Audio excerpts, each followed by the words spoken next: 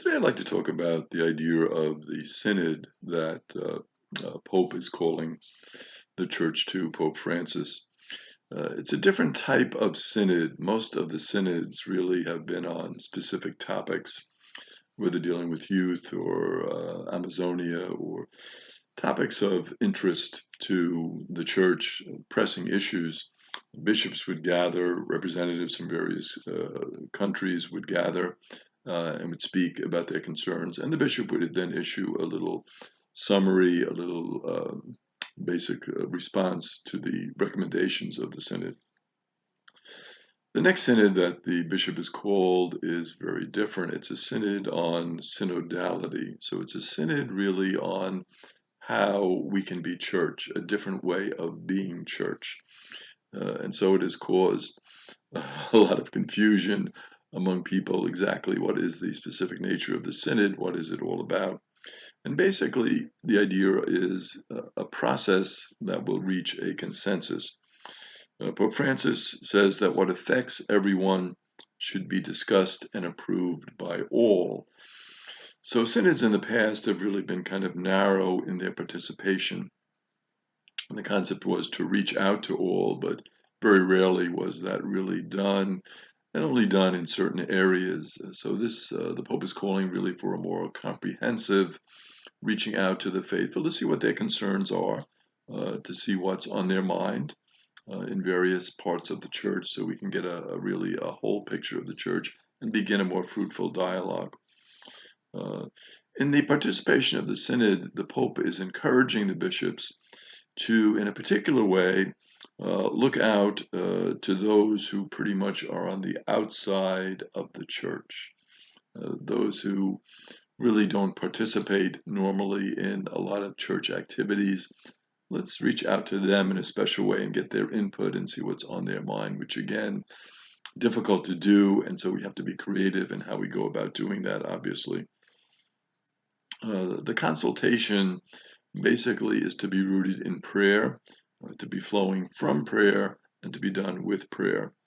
And it is based in really an attentive listening to others, finding movements and glimpses of the Holy Spirit in those particularly that we disagree with. So this listening process is to involve not just those that we agree with and that we like their opinions, but those who maybe have a different opinion, and to listen to them and see how is the Holy Spirit moving in their particular opinion.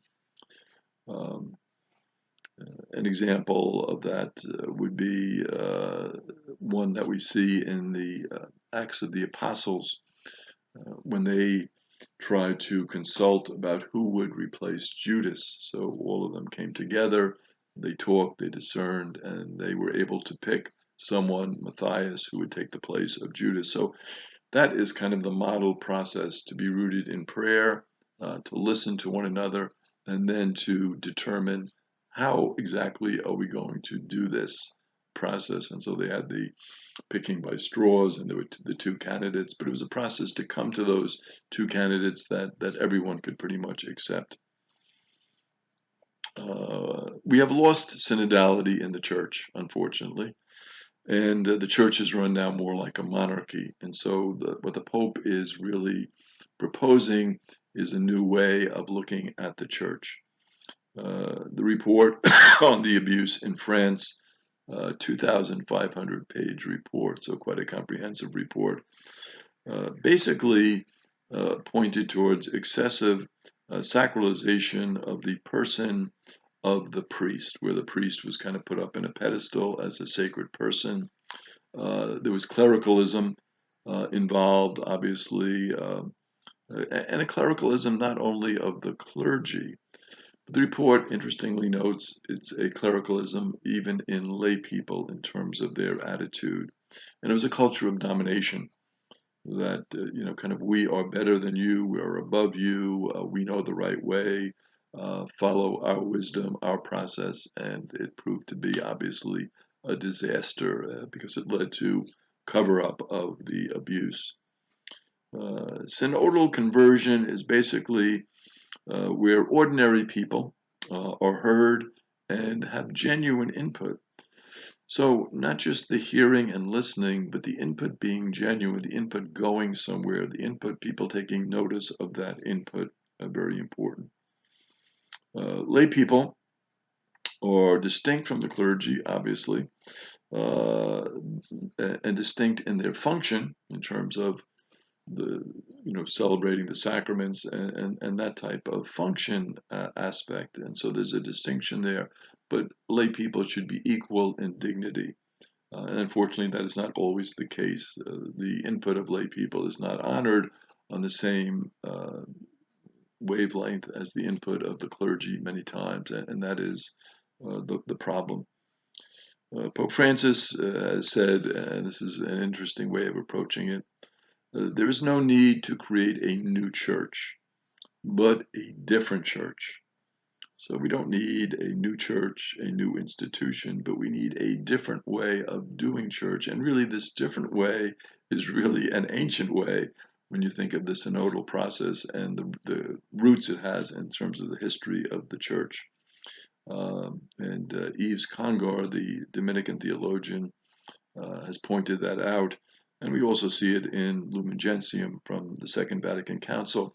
And many would say this synodal process is really the first attempt to really flesh out in great detail the teachings of the Second Vatican Council, which have been really, in general, ignored in some ways, and certainly this synodal way is one obvious way where the teaching of the Second Vatican Council has not been really enfleshed in terms of the Church. How authority is exercised, it should be exercised, of course, in collaboration and cooperation and co-responsibility. And that is unfortunately not the way it is exercised in most of the Church today, of course, and there are exceptions where there are parishes and there are communal movements who do use these principles of collaboration, cooperation, and co-responsibility. But in many areas of the Church, of course, we do not see it. And in many parishes on the local level, this would be a shock to your average parishioner that there'd be any sense of co-responsibility and cooperation. It's more the monarchical approach. We have had, of course, many movements in the Church that have caused this type of process where there has been change. We had the great Gregorian reforms, we had the Franciscan Revolution, St. Francis and the Franciscans, the Jesuit Counter-Reformation, and the Pope is speaking about this need for this different church in terms of those types of movements that have opened the Church to new possibilities. Diocesan bishops and priests will not like this approach, and so the expectation would be that most of them would not accept it. It's just probably too chaotic and unformed for them.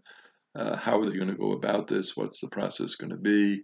They have more pressing concerns. So a lot of diocesan bishops, and again, there are exceptions throughout the world and exceptions, all over where bishops have embraced this process warmly and trying to really encourage it.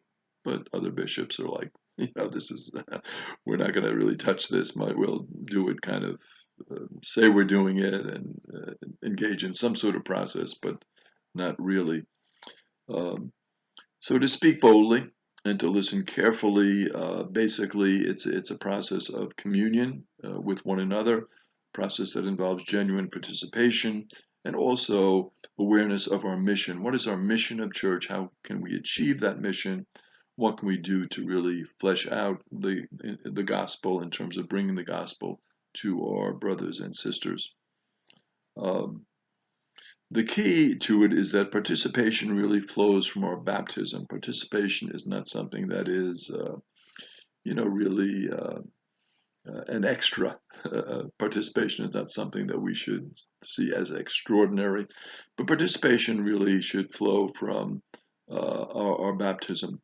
And the problem, of course, with that is resistance, frustration by many who remain on the fringes. They don't think that their input is really being encouraged, and so why participate in this process? It's just another thing that's going on that really doesn't involve me. So reaching out to those who are on the outside, the Pope has said, is key to this. Participation is seen as an essential ecclesial obligation, not something that is a fluff and extra, but an essential obligation of us as church. And so it's something that we really should be embracing. And of course, the unfortunate thing is that we have not really embraced this process fully as we should. Advancing towards a structural change where all can feel at home and all can participate. So we can see how monumental this process is going to be, how difficult, and how it is a process that will take obviously many years for the church to embrace, and that is where all feel at home, all feel valued, and all feel that they can participate in some way. An interesting way of doing this is encouraging this is a small group process. This is one way that this can be achieved in a way that would involve participation of more people. And that is encouraging small groups of maybe 15 people doing a silent reflection for 5 minutes.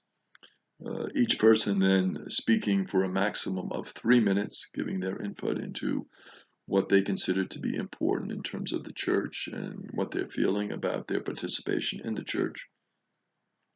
5 more minutes then of silent reflection on what everyone has shared. Then each person sharing for 2 minutes about whatever they have learned from this, whatever they have learned from listening to others, any enlightenment that they have gotten, anything that has resonated with them. An emphasis really on an inner spiritual movement, something that has struck me that has been very important. And then 20 minutes of arriving at a group synthesis to be presented to the church in terms of those who would be recording the input from the group. So this process would be a process, a way forward of encouraging participation from everyone, particularly those who feel that they have not had any input into the church. The key to this is really a shift in mindset, a shift in culture. We have to accept a certain degree of uncertainty, a certain tension that comes from this type of participation of all in the process. What is the help to assist us? It is prayer and listening, the two keys. Basically, this sense of doing it in a prayerful atmosphere. We're doing it with Jesus, through the Spirit. We're then achieving more unity as we see the Spirit working in each and every person in our church community. From this greater sense of unity comes joy, a real joyful feeling of being together with others. And then also a greater sense of humility, that it is not always my way and my wisdom, it's the wisdom from others that is so important and so essential. We will always have in the church what we call the Authoritarian Temptation. And in the Authoritarian Temptation, you have an outward face of uniformity and efficiency. Seems like things are going well, but you don't have that sense of participation and people feeling valued. And really what we have to do is begin to accept conflicts, begin to accept uncertainties, and that's a way forward for us as a church community. And you wait on the Spirit for the answers to emerge. It's not that the answers are going to emerge instantaneously from this process, no. But the process is important in terms of listening and discerning the Spirit and letting the Spirit work through the group process and realizing that that takes time and being okay with that, being comfortable with that, because I've had the input into that process. Togetherness, we find synodality and holiness working together. That to have a genuine synodal process It is rooted in the sense of spirituality, the sense of prayerfulness, the sense of holiness. And so we have God's style. God's style is a style of closeness, a style of compassion, and a style of tenderness. So this importance of being close together in the group, feeling the sense of participation, the sense of compassion, the sense of caring for others in a loving way. And that leads to a tenderness that each one in the group, each one in our church is important and is valuable. So the key here, another key obviously, is to be present to others and to also listen without judging. I might not agree with what that person is saying, but I'm going to listen to them, listen with compassion and tenderness, and not judge what they are saying. Another key here is the key of adoration, because what adoration does is it awakens our agency, and it allows Jesus to love us. So in adoration, we come before Jesus. We come before Jesus in a prayerful way, and we are allowing Jesus to come into our lives with the gift of love and to love us completely and totally. And so Jesus in adoration gives that love to us, and we, of course, in return, give back to Jesus. So it is a process really of facilitating rather than imposing.